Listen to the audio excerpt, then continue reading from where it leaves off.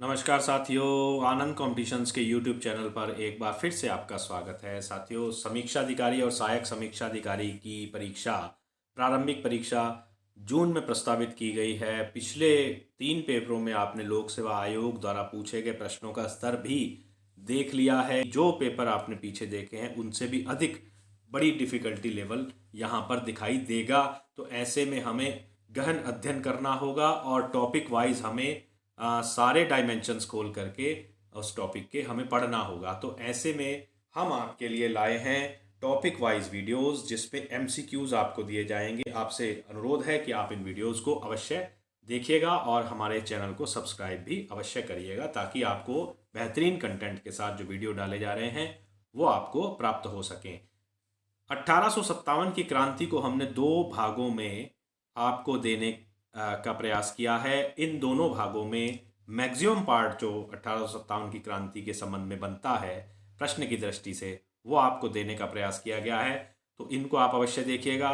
इससे निश्चित रूप से अगर प्रश्न 1857 की क्रांति से आता है तो निश्चित रूप से आपको इन प्रश्नों से मदद मिलेगी। इस कड़ी में हम पहला प्रश्न देखते हैं कि राष्ट्रवादियों द्वारा 1857 के संग्राम को क्या संज्ञा दी गई है। देखिए, हम ये जानते हैं कि राष्ट्रवादी और साम्राज्यवादी 2 तरह के लोगों ने इसको अपने अपने विचारों में 1857 की क्रांति को प्रस्तुत किया है। तो यहाँ पर हम बात कर रहे हैं राष्ट्रवादियों की। तो राष्ट्रवादी जो कि नेशनलिस्ट थे और उन नेशनलिस्ट ने इस क्रांति को क्या कहा, 1857 का विद्रोह को उन्होंने क्या संज्ञा दी है। तो उन्होंने इसको संज्ञा दी है हिंदू मुस्लिम विद्रोह नहीं, सैनिक विद्रोह भी नहीं कहा, उन्होंने कहा है स्वतंत्रता का पहला संग्राम। तो ऑप्शन नंबर 3 ठीक है। अगला प्रश्न हम देखते हैं, इनमें से किन इतिहासकारों ने 1857 के विद्रोह को सैन्य विद्रोह माना था।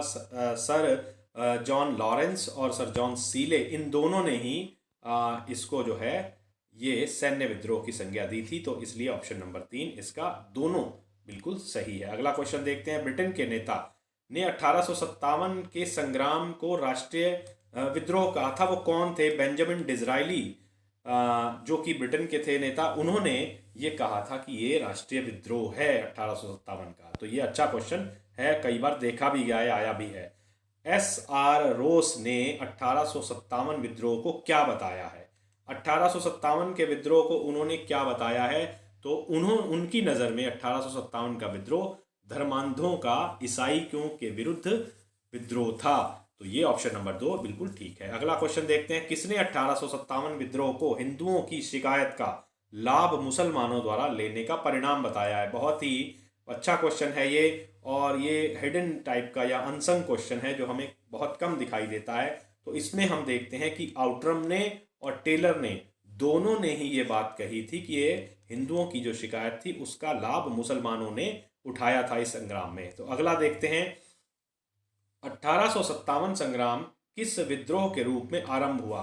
साथियों, हम जानते हैं कि आपने पढ़ा भी होगा कि 1857 का संग्राम जो है मेरठ छावनी से 10 मई को आरंभ हुआ था। तो ये यहाँ पर सैन्य विद्रोह के रूप में हम इस ऑप्शन को देखते हैं। अगला क्वेश्चन देखते हैं, किस भारतीय इतिहासकार ने 1857 संग्राम को सुनियोजित राष्ट्रीय स्वतंत्रता संग्राम कहा था। बहुत महत्वपूर्ण क्वेश्चन है और इसका जो उत्तर है वो भी बड़ा महत्वपूर्ण है। वीडी सावरकर ने ये शब्द कहे थे। अगला क्वेश्चन देखते हैं, कौन कारण विद्रोह का राजनीतिक कारण है। यानी कि ऐसे कौन से कारण हैं। 4 ऑप्शन दिए हैं, 4 ऑप्शन में हमें देखना है कि 1857 के विद्रोह को लेकर के अगर हम राजनीतिक कारण देखते हैं तो इनमें से ऐसे कौन से बिंदु हैं जो कि राजनीतिक कारणों में शामिल किए जा सकते हैं।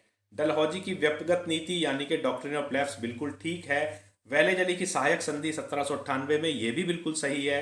बहादुर शाह जफर को कुतुब मीनार के क्षेत्र में निर्वासित कर देना, ये भी बिल्कुल सही है। तो इस प्रकार ऑप्शन नंबर 4 बिल्कुल सही आता है। सभी कारण इसके ठीक हैं। अगला क्वेश्चन, ईसाई मिशनरियों को किस अधिनियम के द्वारा ईसाई धर्म के भारत में प्रचार की अनुमति दी गई थी। ये प्रश्न बहुत अच्छा है, ये पहले भी देखा गया है, आया है, लोक सेवा आयोग के द्वारा पूछा गया है। तो इसका उत्तर है 1813 का चार्टर। अगला क्वेश्चन देखते हैं, ईसाई धर्म के प्रोत्साहन हेतु धार्मिक निर्योग्यता अधिनियम कब पारित किया गया था। तो धार्मिक निर्योग्यता अधिनियम भी 1813 में ही पारित किया गया। भारतीयों को निशुल्क डाक सुविधा ब्रिटिश कंपनी द्वारा कब समाप्त कर दी गई, यानी कि ब्रिटिश ईस्ट इंडिया कंपनी द्वारा भारतीय सैनिक जो थे उनको निशुल्क डाक सेवा की समाप्ति कर दी थी। भारतीय डाक अधिनियम लाया गया था 1854 में, उसके तहत ये व्यवस्था की गई थी। तो इससे भी रोष पैदा हुआ और ये सैन्य कारणों में शामिल हो जाता है। अगला क्वेश्चन देखते हैं, किस गवर्नर जनरल के द्वारा सेना भर्ती अधिनियम 1856 के अंतर्गत भारतीय सैनिकों को समुद्र पार सेवा करना अनिवार्य कर दिया गया था? तो ये लॉर्ड केनिंग के समय की बात है, जबकि ओवरसीज सर्विस करने के लिए अनिवार्यता कर दी गई थी भारतीयों के लिए, सैनिक में जो शामिल होते थे। अगला क्वेश्चन देखते हैं, मंगल पांडे किस सैन्य छावनी में कार्यरत थे? मंगल पांडे वो थे जिन्होंने जो है 29 मार्च को स्वतंत्रता संग्राम के लिए सबसे पहला कदम उठाया, यानी कि बैरकपुर छावनी में उन्होंने ये विद्रोह किया और ये 34वीं रेजिमेंट बैरकपुर छावनी बंगाल में थी। अगला क्वेश्चन, मंगल पांडे द्वारा किस तिथि को विद्रोह की शुरुआत की गई थी? अभी पीछे हम जिक्र कर रहे थे 29 मार्च 1857 को विद्रोह की शुरुआत उन्होंने बैरकपुर छावनी से कर दी थी, जब उन्होंने 2 अंग्रेज अधिकारियों को गोली मार दी। मंगल पांडे द्वारा किन अधिकारियों पर गोली चलाई गई थी? Captain heroes? नहीं, कैप्टन हीरोज तो 1857 की क्रांति को दबाने में आए थे। ह्यूसन और लेफ्टिनेंट वाघ, ये दोनों बिल्कुल आंसर ठीक है। ऑप्शन नंबर 2 और ऑप्शन नंबर 3 बिल्कुल ठीक है। अगला क्वेश्चन देखते हैं, किस तिथि को मंगल पांडे को फांसी दी गई थी? मंगल पांडे को फांसी 8 अप्रैल 1857 को दी गई थी। ये आंसर इसका बिल्कुल ठीक है। आनन फानन में इनको फांसी दे दी गई थी। अगला क्वेश्चन देखते हैं, 1857 के विद्रोह का आरंभ माना जाता है कब से? तो ये 10 मई 1857 से इसका विद्रोह आरंभ होता है, जो कि मेरठ छावनी से होता है। अगला देखते हैं, 1857 विद्रोह में दिल्ली पर कब्जा किस तिथि पर कर लिया गया था? यानी कि जब विद्रोह की घोषणा हुई, विद्रोह कर दिया गया, तो दिल्ली कूच किया गया और दिल्ली पर अधिकार विद्रोहियों द्वारा कर लिया गया। वो तिथि कौन सी थी, ये पूछा जा रहा है। 12 मई की तिथि थी। ये आंसर बिल्कुल इसका ठीक है।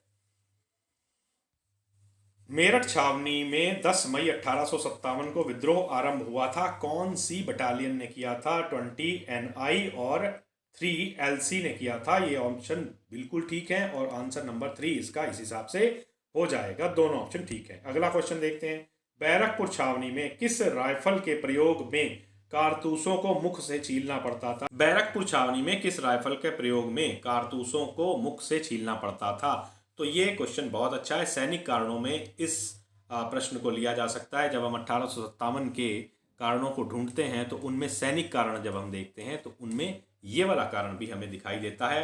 तो असल्ट राइफल ये नहीं थी, और AK-47 तो बहुत आधुनिक है, ये भी नहीं थी। एनफील्ड राइफल थी।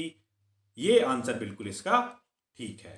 तो एनफील्ड राइफल लाई गई थी जिसके कारतूस को मुख से छीलना पड़ता था। अगला क्वेश्चन देखते हैं, विद्रोहियों द्वारा दिल्ली पर कब्जा किस तिथि को कर लिया गया था? ये क्वेश्चन आ रहा है और ये क्वेश्चन का आंसर है 12 मई 1857 को दिल्ली पर कब्जा हुआ। दिल्ली में विद्रोह का नेतृत्व किसने किया था? दिल्ली में विद्रोह का नेतृत्व बख्त खान ने किया था, जो कि बहादुर शाह जफर के बुजुर्ग होने के कारण इन्होंने अपने कंट्रोल में इस विद्रोह को लिया था। अगला क्वेश्चन, बहादुर शाह जफर के पुत्रों को लाल किले के सामने किस अधिकारी ने गोली मार दी थी? बहुत अच्छा क्वेश्चन है, ये कई बार पूछा भी गया है और ये इसका उत्तर है, हडसन ने लाल किले के सामने इनके दोनों पुत्रों को और पोते को गोली मार दी थी। अगला क्वेश्चन देखते हैं, बहादुर शाह जफर को किस स्थान पर गिरफ्तार किया गया था? ये क्वेश्चन भी बहुत अच्छा है, कई बार ये क्वेश्चन आया है और आने की संभावना भी इसकी बनती है कि बहादुर शाह जफर को किस स्थान पर गिरफ्तार किया गया था। तो कई बार हम कंफ्यूजन में कोई लाल किला लिख देता है, कोई कुतुब मीनार लिख देता है, लेकिन इसका सही उत्तर जो है वो हुमायूं का मकबरा है, ऑप्शन नंबर 4। यहां से बहादुर शाह जफर को गिरफ्तार किया गया था। अगला क्वेश्चन देखते हैं कि बहादुर शाह जफर को कहां निर्वासित कर दिया गया था? गिरफ्तार होने के बाद बहादुर शाह जफर को कहां भेज दिया गया था? बहुत ही पॉपुलर क्वेश्चन है। रंगून में साथियों भेज दिया गया था, तो ये आंसर इसका बिल्कुल ठीक है। लखनऊ में विद्रोह दबाने वाले अधिकारी कौन थे? लखनऊ में विद्रोह दबाने वाले अधिकारी साथियों कैंपबेल थे। इन्होंने ही लखनऊ में विद्रोह को दबाया था। अगला क्वेश्चन देखते हैं, नाना साहब किसके दत्तक पुत्र थे? पेशवा बाजीराव सेकंड के ये पुत्र थे। तात्या टोपे का वास्तविक नाम क्या था? तात्या टोपे का वास्तविक नाम साथियों ऑप्शन नंबर 4 रामचंद्र पांडुरंग था। अगला क्वेश्चन देखते हैं, लखनऊ में किस तिथि को विद्रोह आरंभ हुआ था? बढ़िया क्वेश्चन है, लखनऊ के विद्रोहों के बारे में पूछ लिया जाता है। लखनऊ में किस तिथि को विद्रोह आरंभ हुआ था? ये क्वेश्चन भी बहुत अच्छा है। लखनऊ बहुत महत्वपूर्ण जगह थी जहां पर ये विद्रोह हुआ था और ये विद्रोह की डेट पूछी गई है। तो 4 जून 1857 को लखनऊ में विद्रोह आरंभ हुआ था। 1857 की क्रांति से प्रश्न बनते हैं और ये आपको अवश्य मदद करेंगे। बहुत बहुत धन्यवाद। मेरी शुभकामनाएं आपके साथ हैं।